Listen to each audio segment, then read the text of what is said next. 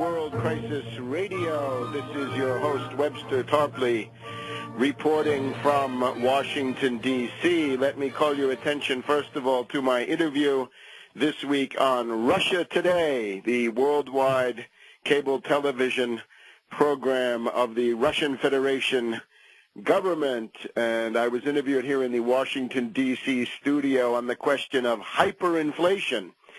This was based on an article which I had written in the Rock Creek Free Press, the current edition, which is available in the Washington, D.C. subway system in various kinds of drop boxes and so forth. And it was a discussion of why the overwhelming tendency of the Anglo-American financier elite, the finance oligarchs that we fight from week to week on this program, their overwhelming tendency is towards hyperinflation. This is how Helicopter Ben got his name, after all.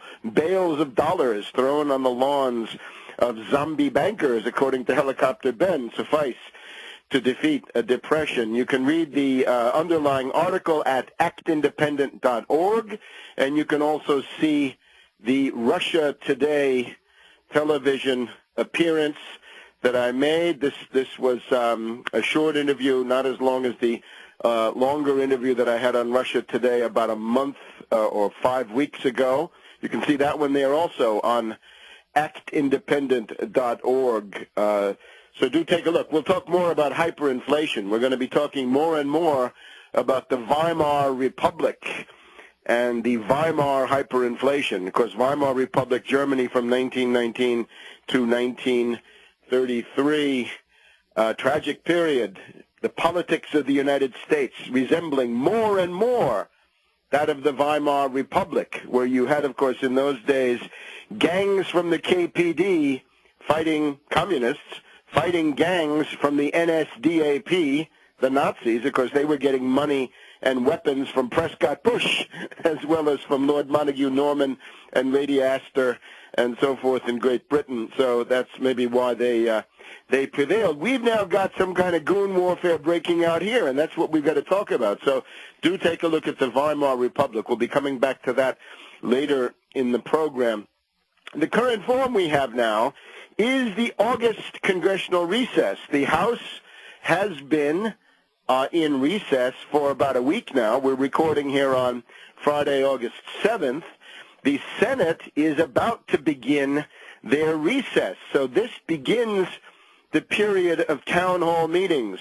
And let me give you the operative line. The marching orders are, go to the August recess meetings with the Tobin tax. Don't fall into the trap of the Obama fascist corporate state, on the one hand, and don't fall into the trap of the reactionary Republican demagogues on the other, those reactionaries who will swallow you up if they were ever to prevail, strip you of all of your economic rights. Avoid both the Scylla and Charybdis, the rock and the hard place, a plague on both their houses.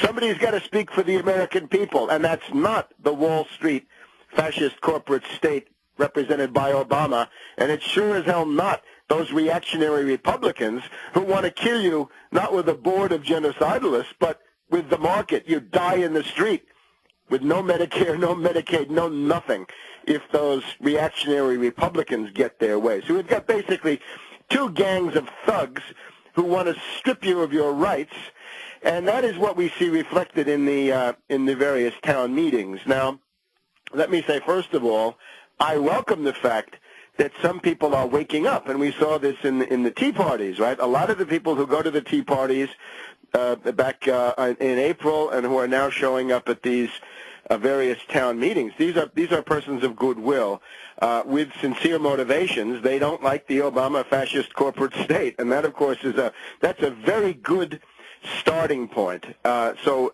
we salute the anti-oligarchical spirit and the democratic expression that's going on in these meetings. However, we are also not blind to the fact that you've got massive Republican operatives moving in to try to take over. As soon as we had the Tea Parties, we called your attention to these two aspects, right? The very good motivation of a lot of the rank and filers, the actual grassroots people, but the very sinister intervention of demagogues like Newt Gingrich.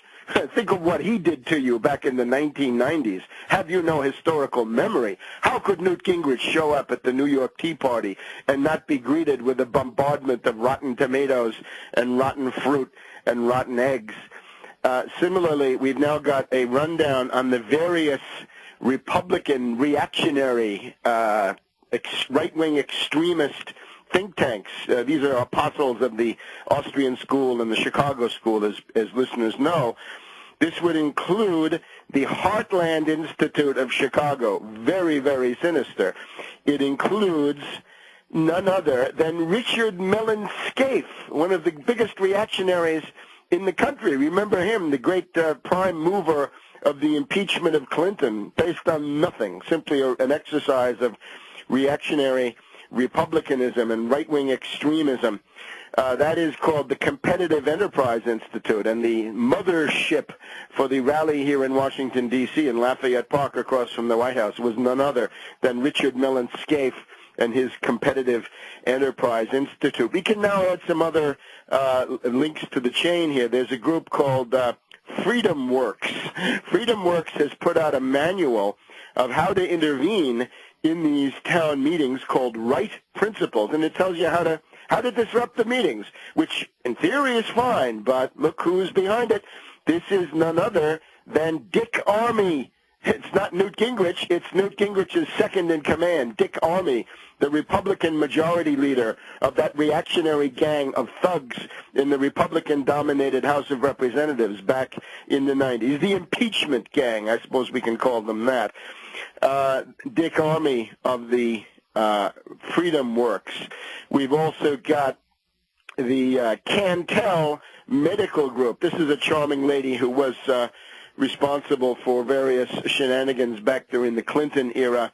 We've also got the Bonner Associates. So I think the basic model for what happens at these meetings is 40 or 50 persons of goodwill show up, one or two professional loudmouth Republican operatives show up, and they're the ones who do the talking. I call your attention to a critical point.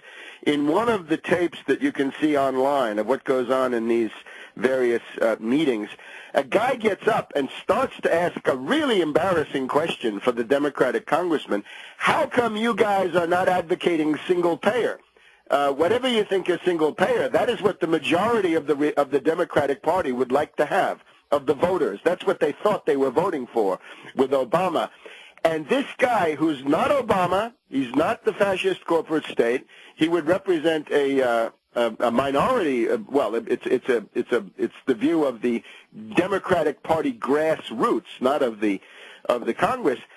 The advocate of single payer is shouted down by a bunch of reactionary Republican thugs, and those are not average people. Those are the operatives. So as soon as I saw these interventions, you remember, I think 2 weeks ago, I said, this looks a little bit like that riot in the hallway of the government office building in Florida back in November of 2000, when you had a bunch of loudmouth Republican thugs chanting and chanting to try to stop the vote count that might have kept Mad Dog Bush Sr. out of the White House. Remember how well we fared with Mad Dog Bush Sr., and it turned out that crowd was exclusively made up of Republican operatives. They were all members of congressional office staffs of the reactionary Republicans. So we'll be back in a minute with more on this.